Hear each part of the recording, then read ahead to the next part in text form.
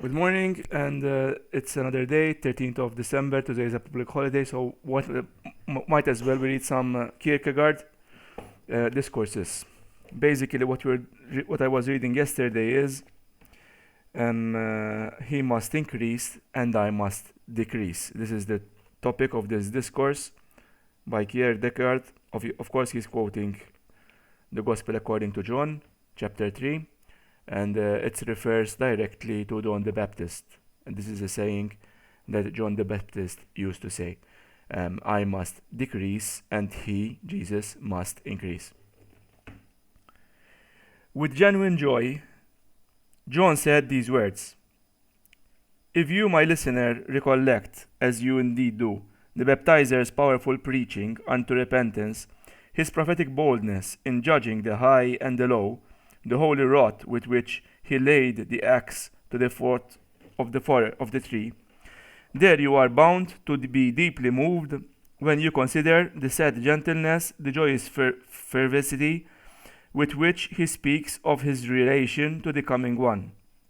That under a camel hair shirt there can also beat a heart so rich in feeling not only for truth and justice, to which his life was indeed dedicated, that he has been able to preserve his feeling and there in the desert, that the soft breeze of self-denying joy can be sensed in the thunder of the judgment. His statement points out exactly what it was supposed to point out, but the expression is so celebrative, so festively beautiful, that one is almost tempted to picture the baptizer's stern figure, dressed in festive garments as if he were on his way to a banquet. A friendly man who is bringing happy greetings, yes, as if that earnest dark hermit who mournfully sang to the people even if they would not weep, as if he, mellowed, joined in the dance in accordance with the joyful game, as if once again the children in the marketplace would not understand, even though it involved them, and the baptizer was the only one who was excluded. Oh, there is an emotion that he has an overabundance of beautiful words, and is very quick to melt into sentimental moods. But when the man in the camel hair shirt, whom the storms did not affect, when he is mellowed, who is then not moved by his words, his mood is so false feeling. On the contrary, the discriminating judgment of truth is present in the words he speaks, and the zealous judge has judged himself first of all. No one can receive anything except what is given to him from heaven. These are the words with which he judges himself, distinguishes himself between himself and the one to come. It is the judge who is speaking, and yet the statement is a eulogy of his having fulfilled it. Now that he has put his house in order, his wedding greeting follows. He who has the bride is the bridegroom, but the bridegroom's friend who stands and hears him rejoices gratefully at the bridegroom's voice. Therefore, this joy of mine is now full. This is quoted directly from the Bible. I don't know which section or something because there is no reference here, but it is a very, very powerful remark I think that Jesus himself makes when he addresses his apostles and refers to them as the bridegroom's friends. The bridegroom's friends. So Jesus is the bridegroom. He is going to a wedding, and his wife probably is the church, because Jesus was not married actually. He didn't have a wife. And so when he says the wife of the bridegroom, it is his church. The church is the wife of Christ. But the bridegroom says, the apostles, you see, are rejoicing because we are the church. Then let's see what Kierkegaard has to say about this. And then he thinks of himself and of his situation, that he is the alien, indeed the one shut out. And now this is his farewell. He must increase and I must decrease. So basically, it's not about the apostles, it's not about me preaching, it's not about you preaching, it's about Jesus himself ministering. That's what is Kierkegaard's vision of all of this. With genuine joy he said these words: Now it is certainly true that his whole life has been designed for the appearance of the one who now appeared, and to that extent it was certainly bound to give him joy. But it still does not follow that his joy was full, just as we must not forget either that his having understood his life this way from the beginning was his work of noble self-denial, and triumph of that work is that the joy is full. It is certainly true that he did not see the coming one indifferently above him aside, but he saw him advancing as a prince of peace. But still, the witness remains the same. Even if no one else comprehended the cosmic abyss between the coming and the baptizer, he comprehended it, and yet he gave full expression to it, and to his joy that this was precisely the way it was. For him this joy was full, that he was seen in all his lowliness beside the glory of the coming one. If this did not become clear, then for him his joy would not have been full. No wonder the believer was bound to rejoice that the glory of the expected one was the glory of God, since he shared in it, and precisely thereby become greater than John. But he was indeed the one who decreased. With genuine joy he said these words, or do you find some deceit in his mouth, some false feeling that hides the truth, some half-truth that is glossed over with excessive feeling?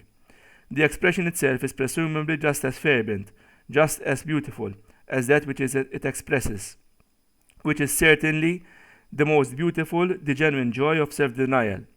As for its truth, we are well aware that there is a wisdom that is especially adept at understanding the past with hindsight, in calming the minds of those who are dead and forgotten, in guiding those who have helped themselves, in offering consolation that is irrelevant to anyone. Wisdom of that kind, which never dares to revive the past, lest it becomes apparent that it knows nothing at the crucial moment, but everything too late. Wisdom of that kind presumably would at this point explain that John nevertheless always retained a certain vanishing significance as preparation. Okay, so basically, again, this existentialist philosopher Kierkegaard puts a priori existence. This is existentialism, a priori, a posteriori. So there is three modes of understanding and gaining knowledge, epistemology. There is the rationalist, the empiricist, and then there is existentialism.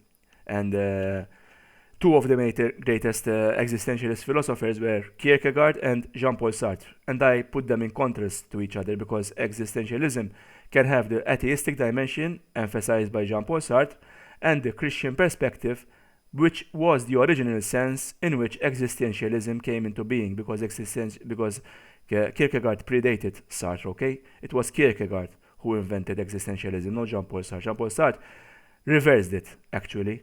Kierkegaard spoke about fate, Sartre spoke about what they do, bad fate.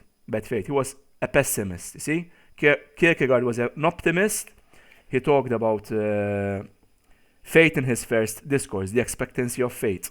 His best discourse in this book, 18 Upbuilding Discourses, was precisely entitled The Expectancy of Fate. And then Jean-Paul Sartre, in one of his books, talked about the bad fate. He was a pessimist. He thought that fate was an illusion and you cannot rely on it. You just rely on experience as if this was void of fate. It's contrary to the view of Kierkegaard, of course. With genuine joy, John said these words and said them to his disciples. And even though his joy was full, he still could have hidden it in his heart. He could have expressed it less explicitly and not in such a way that his own diminishing had to become conspicuous to his disciples, who were scarcely prepared to comprehend his joy. Indeed, he could have done it for the sake of his disciples, so that they, who perhaps had set their hopes on him despite his witness, might not all too deeply feel how much they were being diminished along with the master. But no, his joy became full for him the more he was diminished. Just as the joy of his believers in heaven will be great because of the glory, so his joy was full in being diminished. This was John, and this is how the single individual is to fulfill something similar in lesser situations.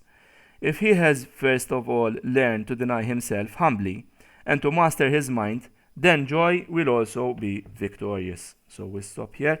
No, this chapter will end in one page, so we will end this.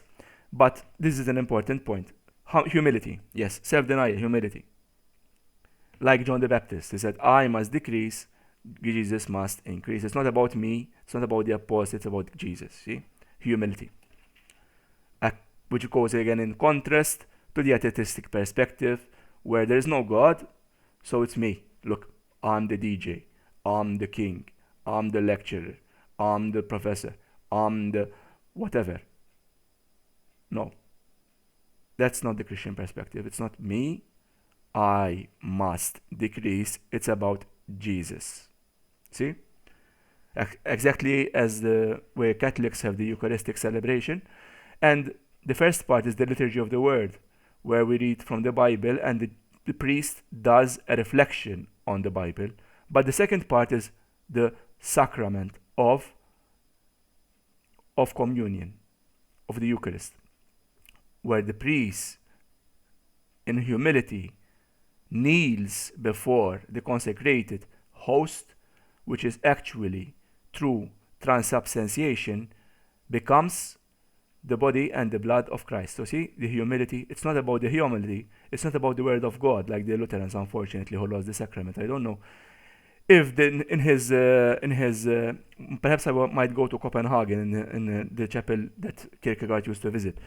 I don't know if they celebrate communion there, but I would like to visit someday Copenhagen, basically, to see the chapel where they actually, not the chapel, it was a cathedral, the Cathedral of St. Mary. It was first a Catholic institution, a Catholic church, and then following the Protestant Reformation of the 16th century, it was converted into a Lutheran cathedral. So basically it's self-denial, the first point, and then the concluding chapter, it's about same topic. He must increase. Who is he? In the sense in which we have used the word. Everyone can identify him with another name. This is how change occurs here on earth. One increases and the other decreases. And today it is I, and tomorrow you. But one who is humble, self-denial, and with genuine joy saw another increase. His mind will be turned into a new joy, and this new joy of his will surely be full. An old saying states that everything would rather see the rising sun than the setting sun. Why, everyone? Do you suppose this includes someone whose sun it is that is setting? Yes, for he too ardently desires to rejoice, just as the bridegroom's friend does when he stands and hears the bridegroom's voice. And who is the bridegroom? Jesus. See? Thank you, and have a good morning.